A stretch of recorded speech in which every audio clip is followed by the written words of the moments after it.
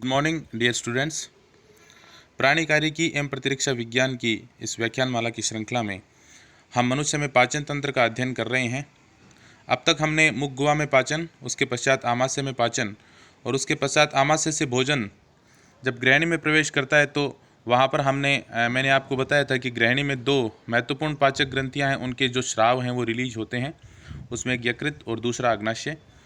यकृत की संरचना कैसी होती है, उसके द्वारा स्रावित पित्तरस का संगठन कैसे होता है, उसके बाद में अग्नाशय की संरचना और अग्नाशय के द्वारा स्रावित अग्नाशय रस का संगठन, इन सभी जो बातें हैं उनकी हमने चर्चा की थी। इसके बाद में जब भोजन ग्रहणी में प्रवेश कर जाता है तो उसके पश्चात भोजन का जो पाचन है वो छोटी आंत में संपन्न होता है। छोटी आंत एक लंबी कुंडलित नलिकाकार संरचना होती है। यहाँ पर भोजन का संपूर्ण पाचन हो जाता है। भोजन के जितने भी घटक हैं, चाहे वो कार्बोहाइड्रेट हो, प्रोटीन हो, वसा हो या न्यूक्लिक अम्ल, सभी का यहाँ पर संपूर्ण पाचन हो जाता है। पाचन के पश्चात अवशोषण की जो प्रक्रिया है वो भी लगभग छोटी आंत में संपन्न हो जाती है। कुछ मात्रा में जल और अन्य कुछ पदार्थों का अवशोषण हालांकि बड़ी आंत में होता है, लेकिन लगभग संपूर्ण पाचन और अवशोषण की संपूर्ण प्रक्रिया छोटी आंत में संपन्न हो जाती है। इसलिए क्षुधांत्र या छोटी आंत या जिसको स्मॉल इंटेस्टाइन कहते हैं, पाचन तंत्र का एक महत्वपूर्ण अंग है। इसकी संरचना कैसी होती है, इसके द्वारा स्रावित पाचक रस का संगठन कैसे होता है, इन सब की डिटेल में यहाँ पर इस व्याख्यान में मैं आपसे चर्चा करूँगा। तो सबसे पहले हम बात करते हैं क्षुधांत्र की संरचना की, स्ट्रक्चर। क्षुधांत्र है वो एक, मैंने आपको बताया कि एक लंबी कुंडलित नलिकाकार संरचना है जो उदर गुहा में उपस्थित होती है। ये लगभग 5 मीटर लंबी होती है, लेकिन ये उदर गुहा में एक छोटे स्पेस में पाई जाती है क्योंकि ये काफ़ी कुंडलित होती है। कुंडलन बनाते हुए ये उदर गुहा के लगभग मध्य में उपस्थित होती है। इसको चारों ओर घेरते हुए बड़ी आंत जो है वो इसके ऊपर और इसके पार्श्व में पाई जाती है। इसको छोटी आंत इसलिए कहते हैं क्योंकि इसकी जो व्यास होता है वो बड़ी आंत से कम होता है। हालांकि लंबाई में ये बड़ी आंत से बड़ी होती है या ज़्यादा होती है, लेकिन इसका जो व्यास या डायमीटर होता है वह बड़ी आंत से कम होता है, इसलिए इसको स्मॉल इंटेस्टाइन कहते हैं। संरचना की दृष्टि से छोटी आंत को 3 भागों में बांट दिया जाता है, जिसमें पहला ग्रहणी या ड्यूडिनम, दूसरा जेजुनम और तीसरा इलियम होता है। ग्रहणी मैंने आपको बताया, जहाँ आमाशय छोटी आंत से जहाँ जुड़ता है तो वहाँ पर एक सी आकार का लूप बनता है। उस लूप में पैंक्रियाज या अग्नाशय स्थित होता है। वह सी आकार का जो लूप है वो ग्रहणी कहलाता है। ग्रहणी या ड्यूडिनम ही छोटी आंत का वह भाग है जहाँ पर पित्तरस से आने वाली सामान्य पित्तवाहिनी और अग्नाशय से आने वाली अग्नाशय वाहिनी, दोनों नलिकाएं ग्रहणी में एक हेपेटोपैंक्रियाटिक एम्पुला बनाते हुए वहाँ खुलती हैं और जहाँ पर ओडाई का स्फिंक्टर पाया जाता है। तो इस प्रकार ग्रहणी से ही ये दोनों सहायक पाचक ग्रंथियाँ जुड़ी होती हैं। ग्रहणी के बाद में ग्रहणी की जो लंबाई है वो लगभग 25 सेंटीमीटर होती है। उसके बाद में लगभग 2 मीटर का जो भाग है वो जेजुनम कहलाता है और उसके आगे की जो लगभग 3 मीटर लंबी जो नलिका है वो इलियम कहलाती है। अगर हम छोटी आंत की औतिकी देखें या उसकी उत्तक संरचना देखें, उसकी जो भित्ति के विभिन्न जो उत्तक स्तर हैं उनकी संरचना की बात करें तो हम देखते हैं कि जिस प्रकार आहारनाल में 4 उत्तक स्तर पाए जाते हैं, वैसे ही छोटी आंत में भी 4 उत्तक स्तर पाए जाते हैं। सबसे बाहरी स्तर जो पेरिटोनियम का एक आवरण होता है, वह पेरिटोनियम आवरण या जिसको सिरोशा कहते हैं, वह सबसे बाहरी स्तर के रूप में उपस्थित होता है। उसके नीचे पेशीय स्तर पाया जाता है। पेशीय स्तर में 2 प्रकार की पेशियाँ पाई जाती हैं। बाहर की तरफ अनुदैर्ध्य या लॉन्गिट्यूडनल मसल्स होती हैं और उसके नीचे की तरफ वर्तुल या सर्कुलर मसल्स पाई जाती हैं। उसके नीचे अधः श्लेष्मिका या सब म्यूकोसा होता है और सबसे अंदर की तरफ श्लेष्मिका या म्यूकोसा स्तर उपस्थित होता है। हालांकि सामान्य आहारनाल की भित्ति की संरचना से यहाँ पर कुछ जो भिन्नताएं हैं वो देखने को मिलती हैं। सबसे पहले हम बात करें पेरिटोनियम की, तो पेरिटोनियम मैंने आपको बताया कि संपूर्ण जो उदरीय जो अंग हैं उसके ऊपर पेरिटोनियम का आवरण होता है। वैसे यहाँ पर भी जो छोटी आंत है वो भी पेरिटोनियम द्वारा कवर होती है। ये पेरिटोनियम एक फोल्ड बनाते हुए छोटी आंत को जो एब्डोमिनल वाल है उससे जोड़ता है और इस प्रकार का जो फोल्ड है वो मिजेंट्री कहलाता है।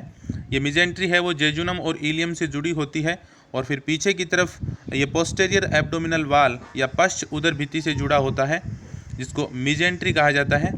इसी मिजेंट्री के द्वारा छोटी आंत को रक्तवाहिनियाँ और तंत्रिकाओं की आपूर्ति होती है। रक्तवाहिनियाँ और तंत्रिकाएँ इसी मिजेंट्री से होते हुए छोटी आंत के अंदर प्रवेश करती हैं। पेरिटोनियम के नीचे मसल्स का जो लेयर होता है पेशी स्तर होता है, जिसमें सामान्य रूप से वही दो प्रकार के जो मसल्स हैं वो पाई जाती हैं। बाहर की तरफ लॉन्गिट्यूडनल मसल्स और अंदर की तरफ सर्कुलर या वर्ताकार मसल्स पाई जाती हैं। इन्हीं मसल्स में संकुचन के कारण आंत्र में क्रमांकुंचन की गतिविधि होती है, जिससे भोजन का ऑनवर्ड मूवमेंट होता है, भोजन आगे की तरफ गति करता है। इसके बाद में सबम्यूकोसा होता है। सबम्यूकोसा संयोजी ऊतक से जो बना स्तर होता है। उसके बाद में नीचे का जो सबसे आंतरिक स्तर होता है वो श्लेष्मिका या म्यूकोसा कहलाता है। म्यूकोसा में मैंने आपको बताया था कि इसमें भी 3 लेयर होती हैं, और श्लेष्मिका स्तर में यहाँ पर कई प्रकार के रूपांतरण देखने को मिलते हैं। आंत्र का जो श्लेष्मिका है उसमें संपूर्ण सतह में अत्यधिक वर्ताकार वलन उपस्थित होते हैं। जैसे हमने देखा था कि आमाशय की जो श्लेष्मिका स्तर है वहाँ पर रग्गी पाए जाते थे, लेकिन आमाशय की जो श्लेष्मिका स्तर के जो वलन या फोल्ड थे जिसको रग्गी कहा था, वो रग्गी धीरे धीरे स्मूथ हो जाते हैं जब भोजन आमाशय में प्रवेश करता है, और आमाशय की भित्ति जैसे जैसे फैलती है वैसे वैसे वो रग्गी हैं वो गायब होने लगते हैं।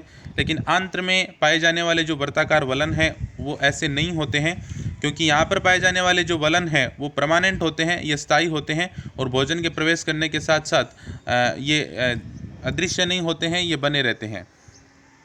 इसके साथ साथ आंत्र की जो संपूर्ण सतह है, उस संपूर्ण सतह जो श्लेष्मिका स्तर है वो अंगुलीनुमा कुछ उभार बनाते हुए उपस्थित होता है, और ये अंगुलीनुमा उभार या फिंगर लाइक जो प्रोजेक्शन है, जिनको दीर्घरोम या विलाई कहा जाता है।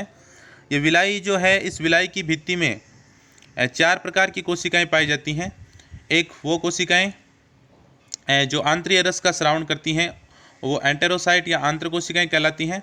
उस एंटेरोसाइट की जो फ्री एंड होता है या जो स्वतंत्र सतह होता है, वहाँ पर कुछ रोम समान संरचनाएं पाई जाती हैं, जिसको माइक्रोविलाई कहा जाता है। इस माइक्रोविलाई की सतह पे अनेक डाइजेस्टिव जो एंजाइम हैं वो उसकी सरफेस पे पाए जाते हैं, जो पाचन में सहायक होते हैं। इसके साथ साथ एंटेरोसाइट के साथ साथ कुछ श्लेष्मा स्रावित करने वाली जो सेल्स हैं वो भी बीच बीच में उसकी वॉल में प्रेजेंट होती हैं, जिसको गॉबलेट सेल्स कहा जाता है। उसके साथ साथ कुछ एंडोक्राइन सेल्स भी होती हैं, और कुछ ऐसी कोशिकाएं होती हैं जो लाइसोजाइम का सराउंड करती हैं, वो पैनित कोशिकाएं कहलाती हैं। तो माइक्रोविलाई की जो दीर्घरोम या विलाई की जो भित्ति है वो इन 4 प्रकार की कोशिकाओं से बनी होती है। इसका डायग्राम में हम इसको थोड़ा डिटेल में वहाँ पर मैं आपको बताऊँगा। जो विलाई या जो दीर्घरोम है उनकी लंबाई लगभग 1 mm होती है, और विलाई की जो एंटेरोसाइट पे पाए जाने वाले जो माइक्रोविलाई या सूक्ष्मांकुर हैं उनकी जो लंबाई है वो लगभग 1 माइक्रोमीटर होती है। 2 विलाई के बीच का जो स्थान होता है, जो गर्त होते हैं जिनको लिबरकुन की गर्तिकाएं कहा जाता है, उन लिबरकुन की गर्तिकाओं के नीचे कुछ नलिकाकार ग्रंथियां पाई जाती हैं। वो नलिकाकार जो ग्रंथियां हैं वो आंतरीय रस स्रावण करती हैं, और इसके साथ साथ जो श्लेष्मिका स्तर का जो लेमिना प्रोप्रिया वाला जो भाग है वहाँ पर कुछ लसिकाभ उत्तक पाए जाते हैं, जो श्लेष्मिका संबद्ध लसिकाभ उत्तक या म्यूकोसा एसोसिएटेड लिम्फोइड टिश्यू कहलाते हैं, माल्ट जिनको शॉर्ट में कह दिया जाता है। तो वो लसिकाभ उत्तक है वो प्रतिरक्षा तंत्र में महत्वपूर्ण भूमिका यहाँ निभाते हैं। उस लसिकाभ उत्तक में 2 प्रकार की पुट्टिकाएँ या फॉलिकल्स पाई जाती हैं। कुछ पुट्टिकाएँ जो एकल होती हैं, और एकल रूप से वो आंत्र की जो सतह है या जो उसकी वाल है उस पर फैली हुई होती हैं। इस प्रकार की जो फॉलिकल्स हैं वो सोलिटरी लिम्फेटिक फॉलिकल्स कहलाती हैं।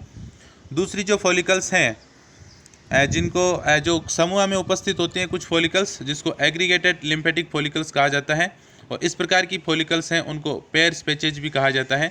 तो ये लसिकाभ उत्तक हैं जो या तो एकल एक फॉलिकल के रूप में हो सकते हैं, या समूह में कुछ पुट्टिकाएँ एक साथ व्यवस्थित हों तो उनको पेयर्स पैचेज कह दिया जाता है। इसके अलावा गृहिणी की जो अधर श्लेष्मिका या सबम्यूकोसा होता है वहाँ पर कुछ श्लेष्मा स्रावित करने वाली जो ग्रंथियाँ पाई जाती हैं, जिनको ब्रूनर्स ग्लैंड कहा जाता है।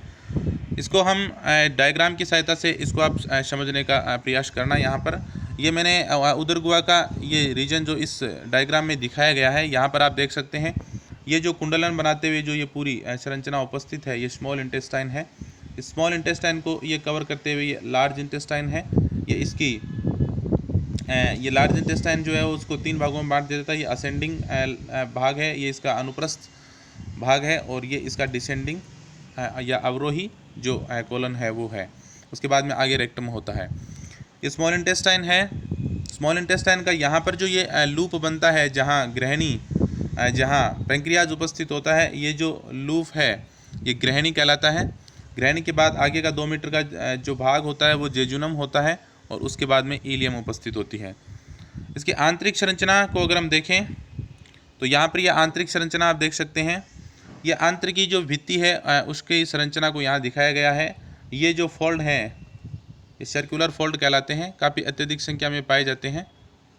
ये सर्कुलर जो फोल्ड हैं वो पाचन के दौरान एक मैकेनिकल सपोर्ट प्रदान करते हैं, जिससे जो काइम होता है, जो आमाशय से जो भोजन आता है जिसको काइम कहते हैं, वह काइम की डाइजेस्टिव जूस के साथ मिक्सिंग हो जाती है, क्योंकि यहाँ पर पित्रश भी आता है, यहाँ पेंक्रेटिक जूस भी आता है, तो उसका भोजन के साथ संपूर्ण मिक्सिंग हो जाए, इसमें यह फोल्ड भूमिका निभाते हैं। ये यहाँ पर एक पेयर पेचेस दिखाया गया है।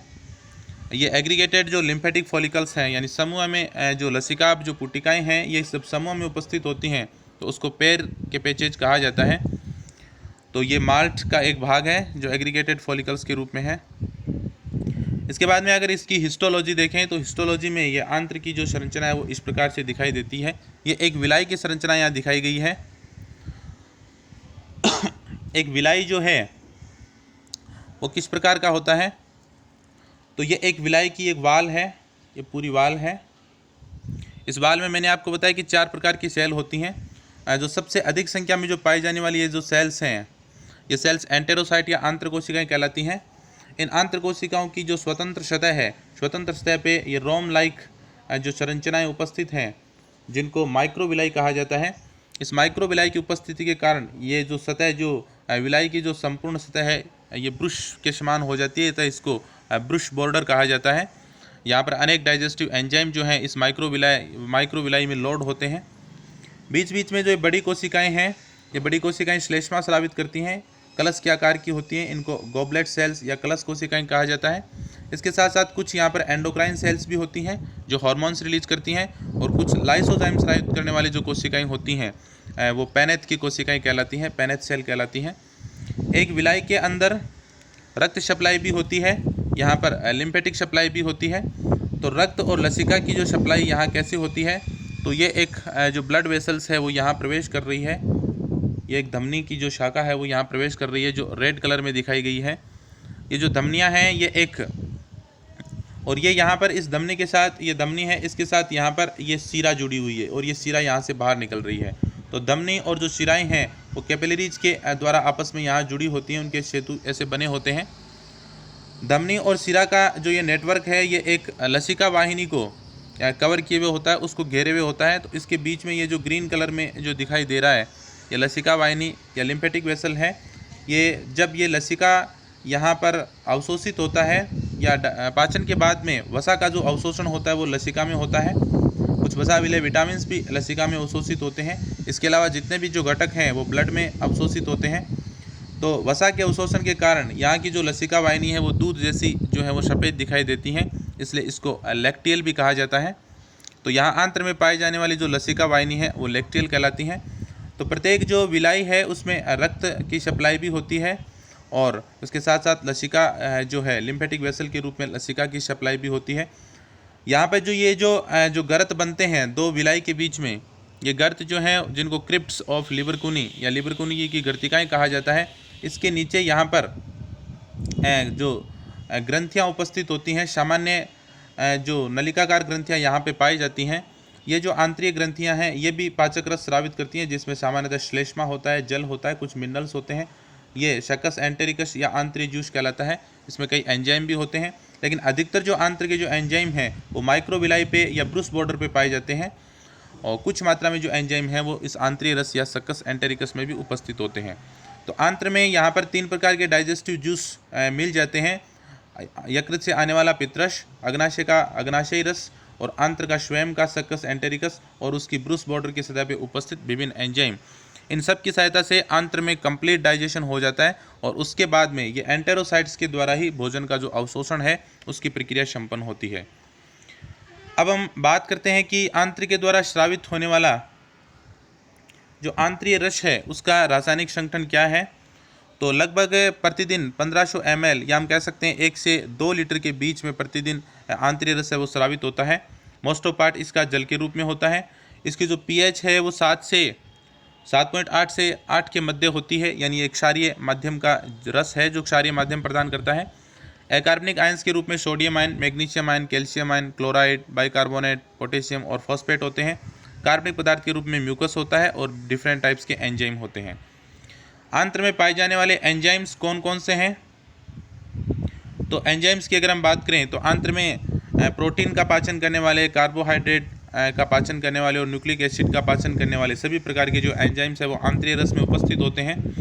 और मैंने आपको बताया कि अधिकतर जो आंतरीय एंजाइम हैं वो माइक्रोविलाई या ब्रूस बॉर्डर की सतह पे पाए जाते हैं। कुछ मात्रा में जो एंजाइम है वो आंतरीय रस में भी उपस्थित होते हैं।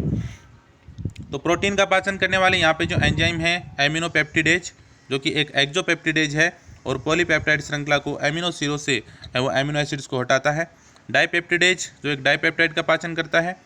एंटेरोकाइनेज, मैंने आपको जब हम अग्नाशय रस की बात कर रहे थे तब मैंने आपको बताया था कि जब ट्रिप्सिन स्रावित होता है तो वह ट्रिप्सिनोजन के फॉर्म में रिलीज होता है और वह उसका एक अक्रिय रूप है। और आंत्र की ब्रूस बॉर्डर सतह पर उपस्थित ये एंटेरोकाइनेज एंजाइम जो है वो ट्रिप्सिनोजन को सक्रिय करके उसको ट्रिप्सिन में बदलता है। कार्बोहाइड्रेट का पाचन करने वाले जो एंजाइम है उसमें लैक्टेज जो लैक्टोज शर्करा का पाचन करता है, माल्टेज माल्टोज का पाचन करने वाला, आइसोमाल्टोज का पाचन करने वाला, सुक्रेज इन्वर्टेज सुक्रोज का पाचन करने वाले, लिमिट डेक्सट्रिनेज जिसमें लगभग 6 मोनोसैकेराइड अणु उपस्थित होते हैं वो लिमिट डेक्सट्रिन कहलाती है और उसका डाइजेशन करने वाला जो एंजाइम है वो लिमिट डेक्सट्रिनेज कहलाता है। न्यूक्लिक एसिड का पाचन करने वाले एंजाइम जो यहाँ पे पाए जाते हैं आंतरीय रस में उसमें न्यूक्लियोसाइडेज जो एक न्यूक्लियोसाइड का डाइजेशन करता है। ये पाचक एंजाइम किस प्रकार से पाचन करते हैं उसके हम आगे अभी बाद में चर्चा करेंगे। इससे पहले हम देखें कि आंत्र क्या क्या कार्य करती है, स्मॉल इंटेस्टाइन या जो छोटी आंत है वो क्या क्या कार्य करती है। तो सबसे पहले तो ये भोजन का यांत्रिक एवं रासायनिक पाचन करती है। भोजन का जो यहाँ पर दोनों प्रकार से पाचन होता है। यांत्रिक पाचन के अंतर्गत जो मसल्स जो लेयर है उसमें लगातार संकुचन से 2 प्रकार की गतिविधियाँ होती हैं। एक तो क्रमांकुंचन या पेरिस्टालसिस होता है जिससे भोजन आगे की तरफ मूव करता है।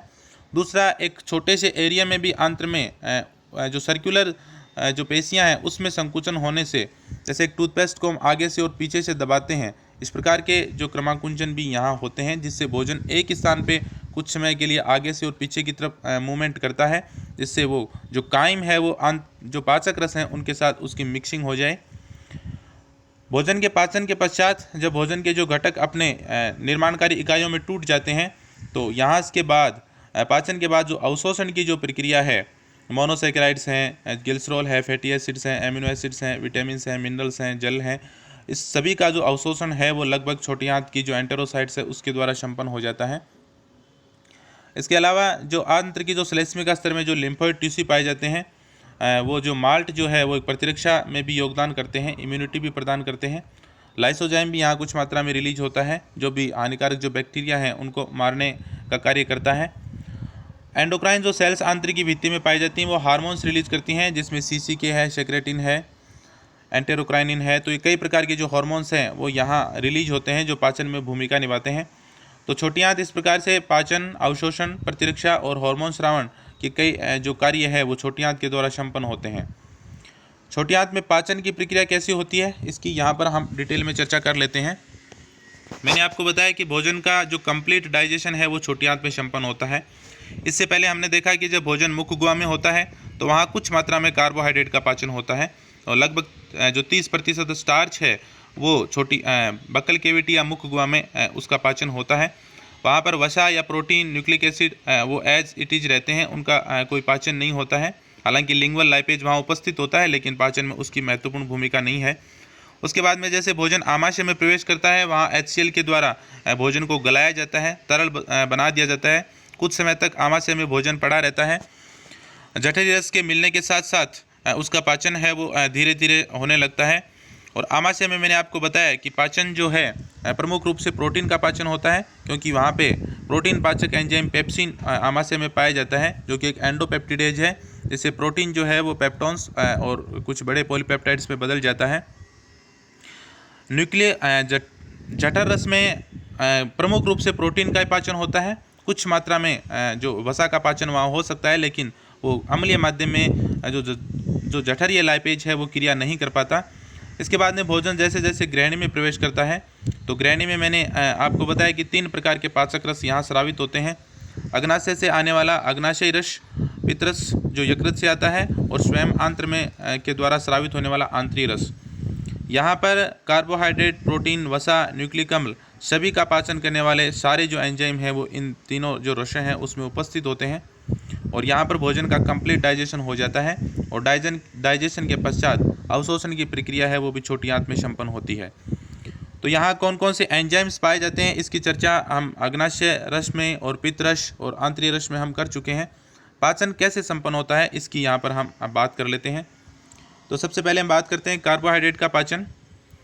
तो जो लगभग 30% स्टार्च है वो बकल कैविटी में डाइजेस्ट हो जाता है। उसके बाद में जो लगभग 70% जो स्टार्च जो सामान्यतः हम भोजन के रूप में ग्रहण करते हैं, जो पादपों का एक प्रमुख स्टोरेज मटेरियल है, वो 70% जो स्टार्च है वो पैंक्रियाज के द्वारा स्रावित होने वाले एमाइलेज या जिसको पैंक्रियाटिक एमाइलेज कहते हैं उसके द्वारा डाइजेस्ट हो जाती है, और पाचन के पश्चात ये माल्टोज, आइसोमाल्टोज और लिमिट डेक्स्ट्रीन में कन्वर्ट हो जाती है।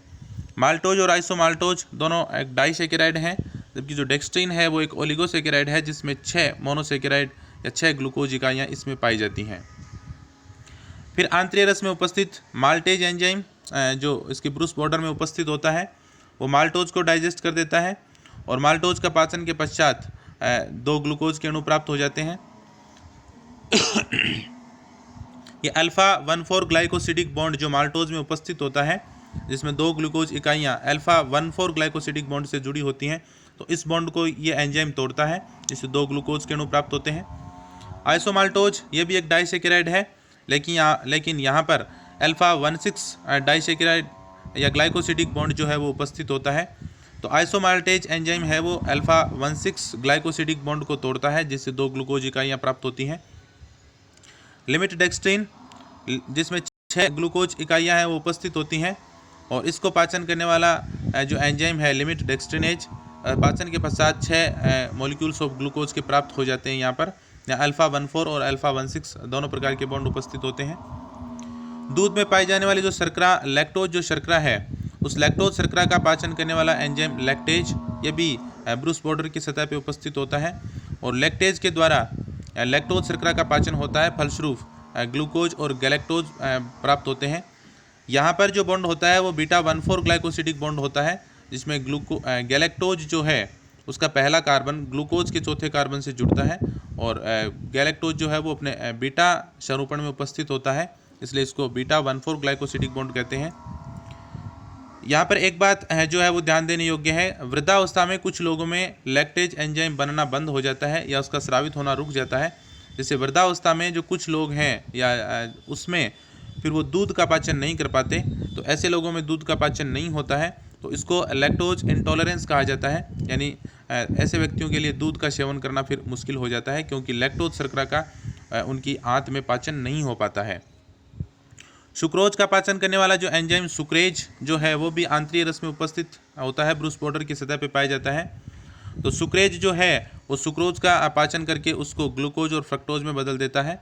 यहाँ पर बीटा 1,2 ग्लाइकोसिडिक बॉन्ड होता है, जिसमें ग्लूकोज के साथ फ्रक्टोज शर्करा जुड़ी होती है। तो कार्बोहाइड्रेट का कंप्लीट यहाँ डाइजेशन होने के बाद में ग्लूकोज, गैलेक्टोज या फ्रक्टोज जो मोनोसेकेराइड के रूप में प्राप्त होती हैं। इसके बाद में प्रोटीन के पाचन की अगर हम चर्चा करें, तो प्रोटीन का इससे पहले जो पाचन हुआ था वो आमाशय में पेप्सिन एंजाइम के द्वारा हुआ था, लेकिन प्रोटीन का पाचन करने वाला सबसे जो महत्वपूर्ण और सबसे जो स्ट्रॉन्गेस्ट एंजाइम है वो ट्रिप्सिन होता है, जो आंतरीय रस में उपस्थित होता है। इसके साथ साथ काइमोट्रिप्सिन भी प्रोटीन के पाचन में भूमिका निभाता है। मैंने आपको बताया था कि जब ये एंजाइम स्रावित होते हैं तो अपने अक्रिय फॉर्म में होते हैं, जिसको ट्रिप्सिनोजन और काइमोट्रिप्सिनोजन कहते हैं। एंटेरोकाइनेज के द्वारा ट्रिप्सिन सक्रिय होता है, और काइमोट्रिप्सिन का जो सक्रियण है वो ट्रिप्सिन के द्वारा किया जाता है। तो प्रोटीन का डाइजेशन करने के बाद डाइजेस्ट होने के बाद ये पेप्टोन्स यानी छोटे छोटे पॉलीपेप्टाइड्स में टूट जाता है। ये एक एंडोपेप्टिडेज है जो प्रोटीन श्रृंखला या पॉलीपेप्टाइड श्रृंखला के मध्य में कहीं जो पेप्टाइड बॉन्ड है उनको तोड़ देता है। फिर इन पेप्टोन्स का जो डाइजेशन है वो आगे कार्बोक्सी पेप्टिडेज और एमिनोपेप्टिडेज के द्वारा होता है। ये जो दोनों एंजाइम हैं वो एक्सोपेप्टिडेज हैं, जो पॉलीपेप्टाइड श्रृंखला के सिरों से डाइजेस्ट करते हैं, सिरों से वो एमिनो एसिड को रिमूव करते हैं। अगर वो कार्बोक्सिल सिरे से एमिनो एसिड को हटाता है तो वो कार्बोक्सी पेप्टिडेज कहलाता है, और दूसरा जो एमिनो सिरे से एमिनो एसिड को रिमूव करता है वो एमिनो पेप्टिडेज कहलाते हैं। एमिनो पेप्टिडेज जो है वो आंतरीय रस में उपस्थित एंजाइम है, जबकि कार्बोक्सी पेप्टिडेज अग्नाशय रस का एंजाइम है। तो ये दोनों एंजाइम पेप्टोन्स का या जो छोटे पॉलीपेप्टाइड्स हैं उनका पाचन करने के बाद एमिनो एसिड और डाईपेप्टाइड में बदल देते हैं। ये डाईपेप्टाइड का डाइजेशन नहीं कर पाते क्योंकि इनको पाचन करने के लिए या इनका जो क्रियादार है उसमें कम से कम 3 एमिनो एसिड उपस्थित होने चाहिए। उसके बाद में जो डाईपेप्टाइड हैं वो डाईपेप्टिडेज नामक एंजाइम के द्वारा 2 एमिनो एसिड में बदल जाते हैं, उनके दोनों एमिनो एसिड अलग हो जाते हैं। तो प्रोटीन का पाचन होने के बाद यहाँ पर मोस्ट ऑफ जो एमिनो एसिड्स बनते हैं, कुछ मात्रा में डाईपेप्टाइड या ट्राईपेप्टाइड भी बनते हैं।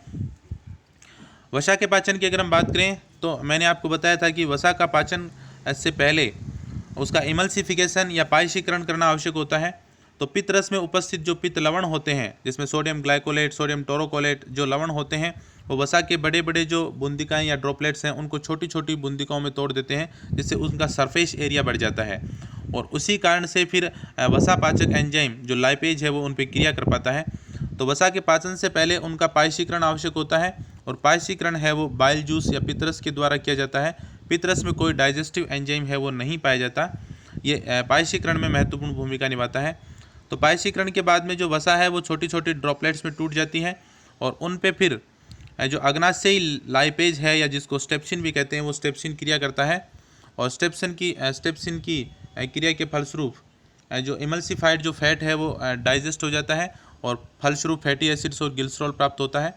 प्रत्येक जो ट्राइग्लिसराइड होता है उसमें एक ग्लिसरॉल के साथ 3 फैटी एसिड जुड़े होते हैं। तो पहली बार क्रिया के बाद में एक डाइग्लिसराइड बनता है, एक फैटी एसिड अलग हो जाता है। दूसरी बार एक और फैटी एसिड अलग होता है, तो जिससे मोनोग्लिसराइड प्लस एक फैटी एसिड और बन जाता है। फिर अंत में एक ग्लिसरॉल और 3 फैटी एसिड जो हैं वो अंतिम उत्पाद के रूप में प्राप्त हो जाते हैं। यहाँ पर एस्टर बॉन्ड टूटते हैं, क्योंकि आपको पता है कि वसा में एस्टर बॉन्ड बनते हैं। ग्लिसरॉल और जो फैटी एसिड्स हैं उनके बीच में बनने वाले जो बॉन्ड हैं वो एस्टर बॉन्ड कहलाते हैं। तो यहाँ पर इस प्रकार वसा के पाचन के पश्चात ग्लिसरॉल और फैटी एसिड जो है वो प्राप्त हो जाते हैं। उसके बाद में न्यूक्लिक अम्ल के डाइजेशन की बात करें तो न्यूक्लिक अम्ल के रूप में हमें पता है डीएनए और आरएनए न्यूक्लिक अम्ल के रूप में होते हैं। डीएनए का पाचन करने वाला डीएनएज और आरएनए का पाचन करने वाला आरएनएज जो एंजाइम है वो अग्नाशय रस में उपस्थित होते हैं। आपको पता है कि डीएनए है वो डीऑक्सीराइबोन्यूक्लियोटाइड्स के जुड़ने से बनता है, और आरएनए का निर्माण आरएनए के न्यूक्लियोटाइड्स यानी राइबोन्यूक्लियोटाइड्स के जुड़ने से आरएनए बनता है। और इनके बीच में जो बॉन्ड होते हैं न्यूक्लियोटाइड्स के बीच में, वो बॉन्ड जो है वो फॉस्फोडाइएस्टर बॉन्ड कहलाते हैं। तो डीएनएज और आरएनएज जो दोनों एंजाइम हैं वो इन फॉस्फोडाइएस्टर बॉन्ड को तोड़ते हैं। फलस्वरूप डीएनए के पाचन के पश्चात डीऑक्सीराइबोन्यूक्लियोटाइड बनते हैं, और आरएनए के पाचन के पश्चात आरएनए के न्यूक्लियोटाइड या राइबोन्यूक्लियोटाइड बनते हैं, और यहाँ पर जो बॉन्ड ब्रेक होते हैं वो फॉस्फोडाइएस्टर बॉन्ड वो टूटते हैं। इसके बाद में न्यूक्लियोटाइड्स का पाचन करने के लिए जो एंजाइम है वो जो अग्नाशय रस में उपस्थित होते हैं वो न्यूक्लियोटाइडेज कहलाते हैं।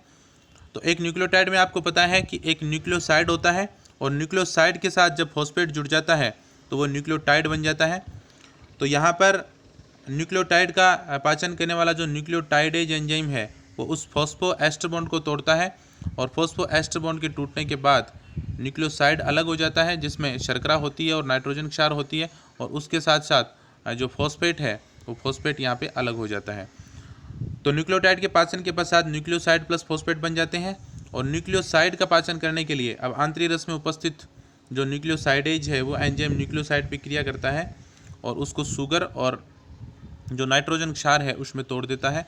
तो यहाँ पे जो बॉन्ड जो शुगर और नाइट्रोजन क्षार के मध्य जो बॉन्ड होता है वो बीटा एन ग्लाइकोसिडिक बॉन्ड होता है। तो ये बीटा एन ग्लाइकोसिडिक बॉन्ड टूटता है, फलस्वरूप जो पेंटोज शर्करा, जो राइबोज शर्करा या डिऑक्सी राइबोज शर्करा हो सकती है, वो अपने संगत जो नाइट्रोजन क्षार है उससे अलग हो जाती है।